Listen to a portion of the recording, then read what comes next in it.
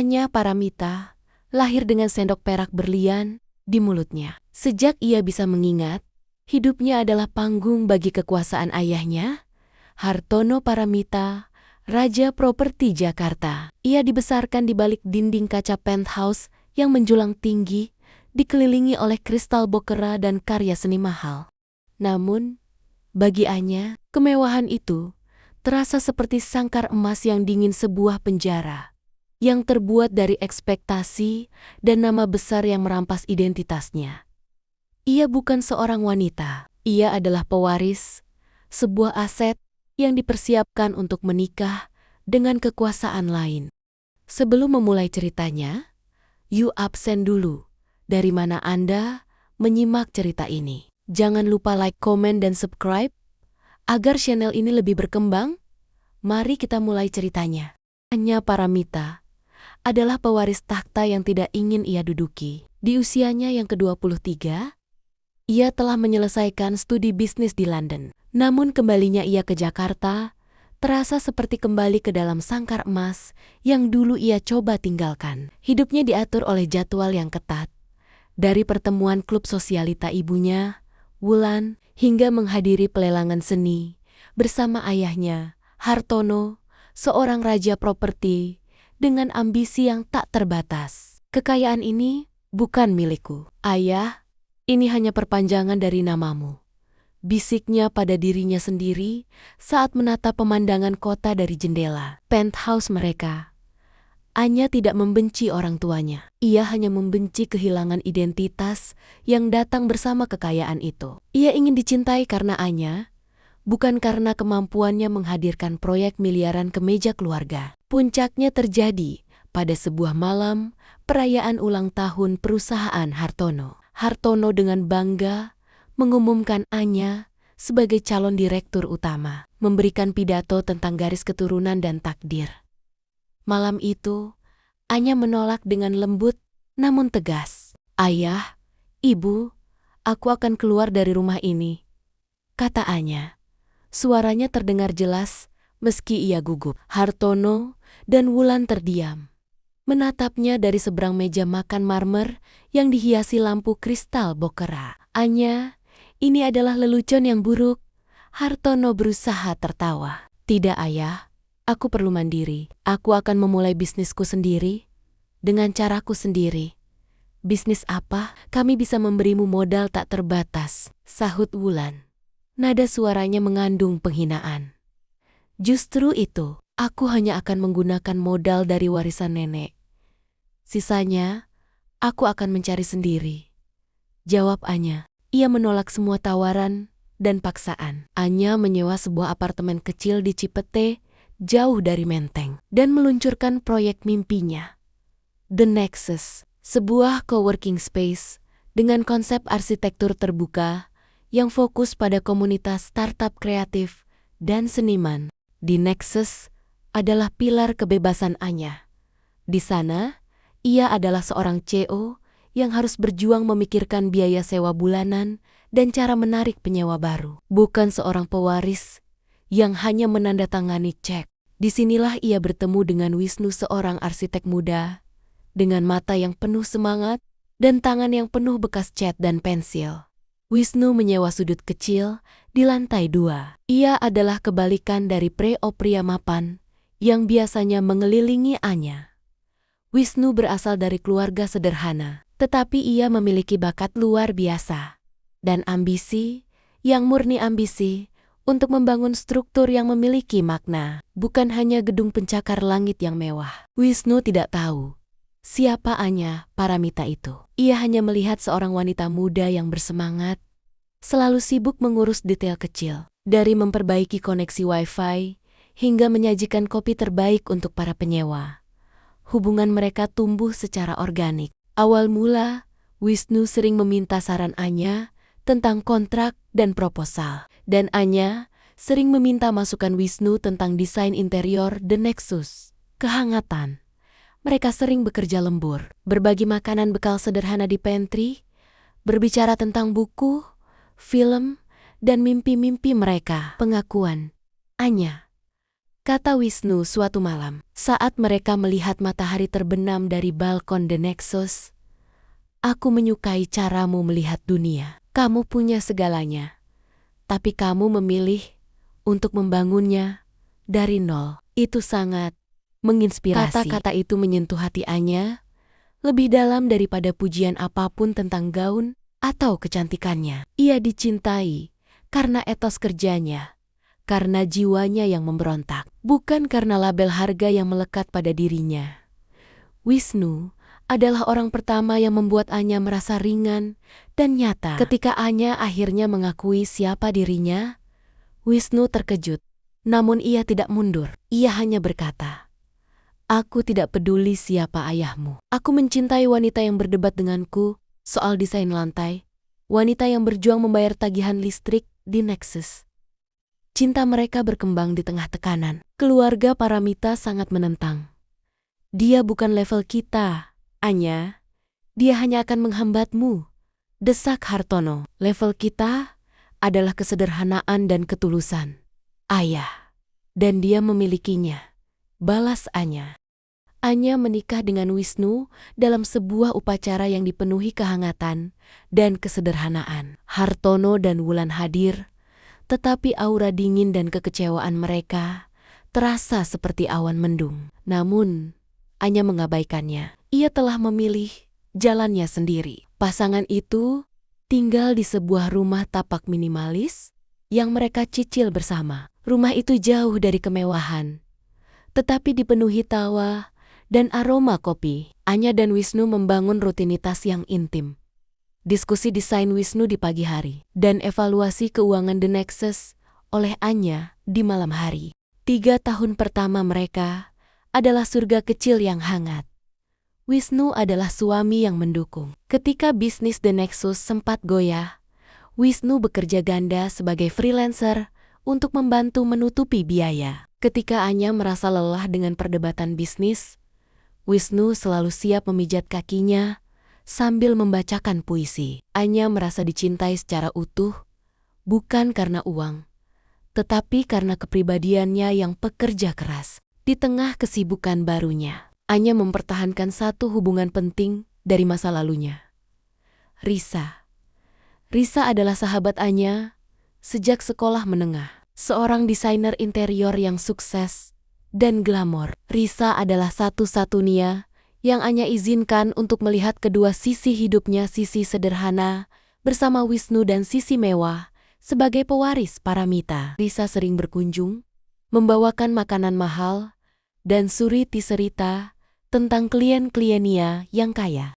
Wisnu awalnya canggung dengan Risa, tetapi Risa pandai beradaptasi. Ia sering memuji desain Wisnu dan memberikan saran yang membangun. Hubungan ketiganya menjadi akrab, seolah-olah Risa adalah saudari yang selalu ada di pinggiran pernikahan mereka.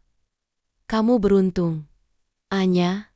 Wisnu adalah pria baik, pria yang membuatku percaya bahwa cinta sederhana itu nyata," kata Risa suatu malam.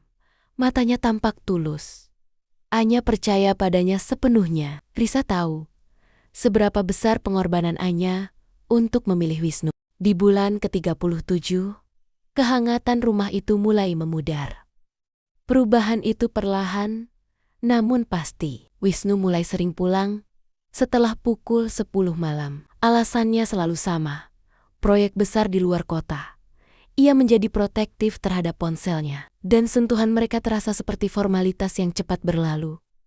Anya awalnya mencoba bersikap suportif, meyakinkan diri bahwa ini adalah tekanan karir suaminya. Namun, instingnya mulai berteriak, "Kenapa kamu tidak ajak aku ke lokasi proyek itu, sayang? Aku bisa membawakan makanan atau hanya melihat-lihat?"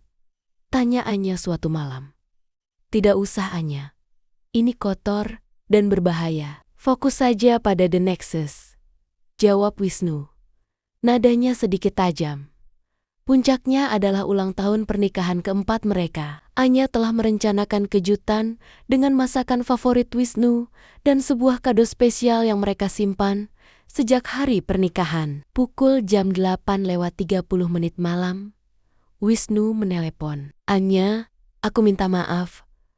Kontraktor di proyek Cikarang bermasalah. Aku harus menginap di sana untuk memastikan semuanya beres. Tolong jangan tunggu aku. Suaranya terdengar lelah atau mungkin tegang. Anya menatap dua piring yang dingin di meja. Rasa sakit itu bukan karena kecewa, melainkan rasa hampa yang menyergap. Ini bukan suamiku. Suamiku akan mencari cara apapun untuk pulang. 2 hari kemudian, Anya memutuskan untuk mengunjungi kantor Wisnu, membawakan makan siang. Ia menemukan meja Wisnu bersih, sepi.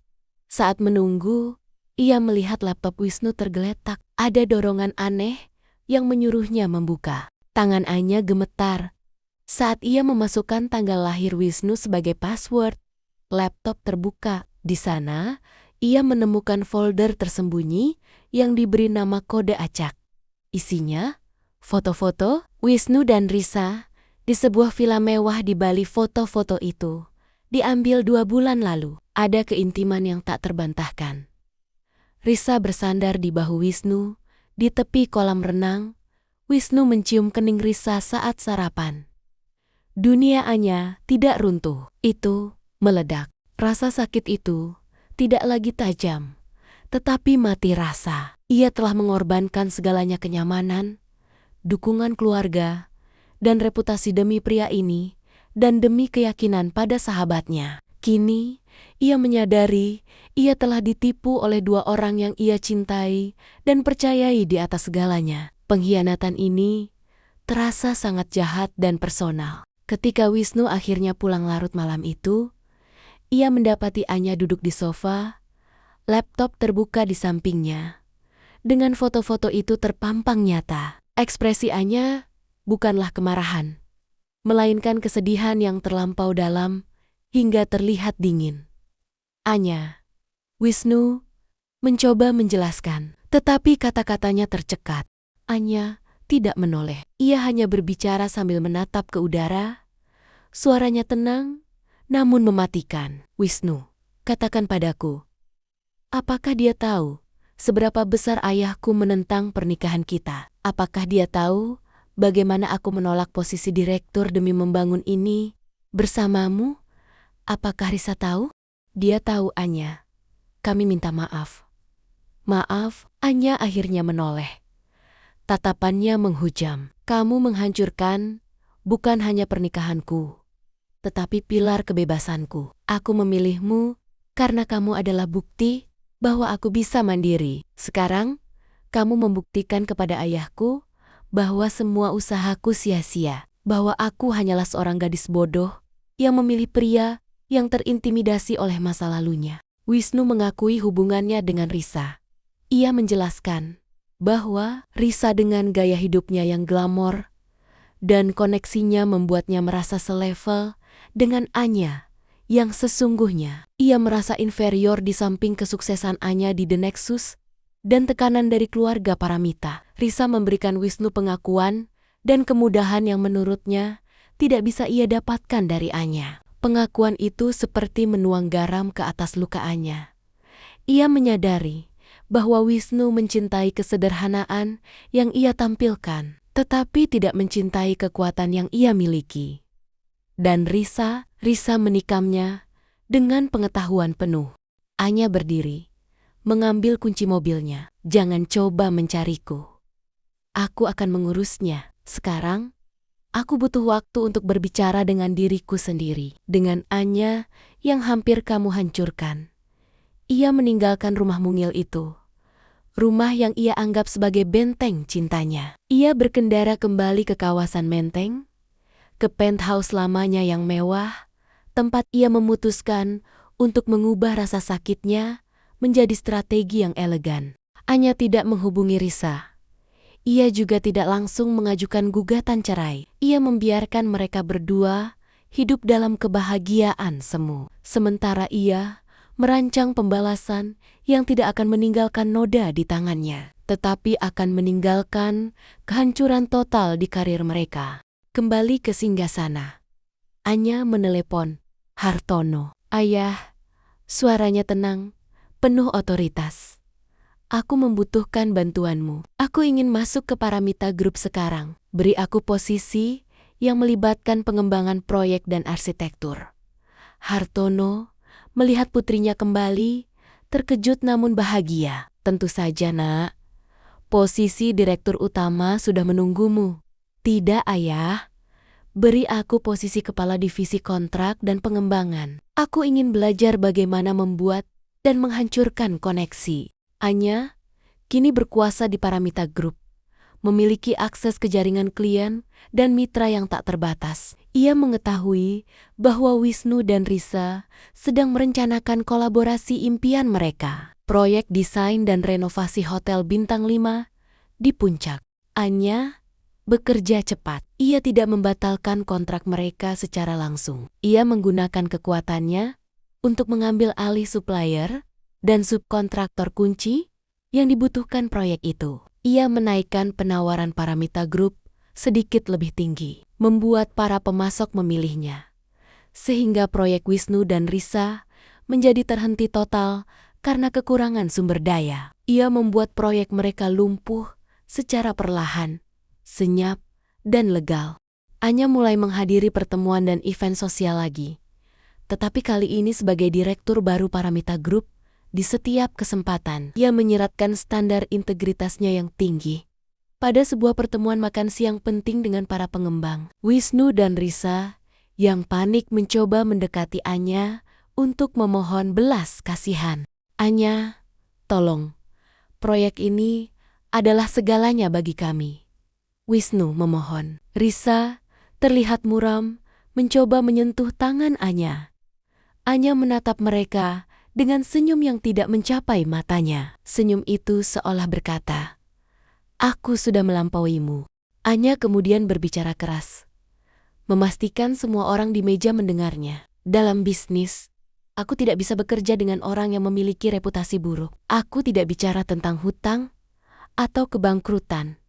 Tuan-tuan, aku bicara tentang integritas moral. Jika seseorang mampu berbohong dan mengkhianati kepercayaan dalam hal kecil, mereka pasti akan melakukannya dalam hal yang besar, terutama uang. Dan aku, sebagai kepala kontrak, tidak akan pernah mengambil risiko itu. Kalimat itu, yang diucapkan dengan tenang dan tanpa emosi, adalah eksekusi mati. Tidak ada yang berani berbisnis dengan Wisnu dan Risa setelah itu. Reputasi mereka, yang vital dalam industri arsitektur dan desain, hancur berkeping-keping. Beberapa minggu kemudian, Anya mengirimkan surat cerai yang telah ditandatangani. Ia melampirkan sebuah cek yang berisi pengembalian total modal yang pernah Wisnu berikan untuk The Nexus, ditambah sedikit bunga. Ia tidak meminta sepeser pun harta Wisnu. Ia hanya ingin pemisahan total uang, aset, dan kenangan. Ia juga menyertakan sebuah kartu kecil berisi tulisan tangan yang singkat dan tajam kepada Wisnu. "Kamu pikir kamu menginginkan kesederhanaan, tetapi sebenarnya kamu menginginkan kemudahan. Kamu pikir aku adalah sayapmu, tetapi sebenarnya aku adalah langit yang membuatmu takut. Aku harap kamu bahagia dengan kebebasan yang kamu cari. Aku menemukan milikku kembali, dan kali ini ia abadi." Setahun kemudian, The Nexus berkembang menjadi rantai coworking space di bawah manajemen Paramita Group. Dengan Anya sebagai CEO-nya, ia telah berdamai dengan kekayaannya, menyadari bahwa itu hanyalah alat untuk memperluas visinya, bukan untuk mendefinisikan dirinya. Anya mendengar kabar bahwa Wisnu dan Risa telah berpisah. Risa kembali bekerja untuk klien-klien kelas 2, sementara Wisnu berjuang menjadi dosen paruh waktu. Balas dendam Anya tidak dilakukan dengan amarah, tetapi dengan kecerdasan dan pengambil alihan kekuasaan. Anya berdiri di kantor barunya yang megah, menatap foto pernikahan sederhana yang ia simpan di lacinya. Ia tersenyum, bukan karena rasa pahit, tetapi karena kemenangan. Ia telah kehilangan cinta, tetapi ia mendapatkan kembali diri seutuhnya. Pewaris yang mandiri, wanita yang tangguh, dan jiwa yang bebas. Ia tidak lagi mencari bukti bahwa ia bisa hidup tanpa kekayaan, karena ia telah membuktikan bahwa ia bisa menguasai segalanya, termasuk dirinya sendiri. Terima kasih sudah menyimak sampai akhir. Jangan lupa like, komen, dan subscribe. Sampai jumpa di cerita menarik berikutnya.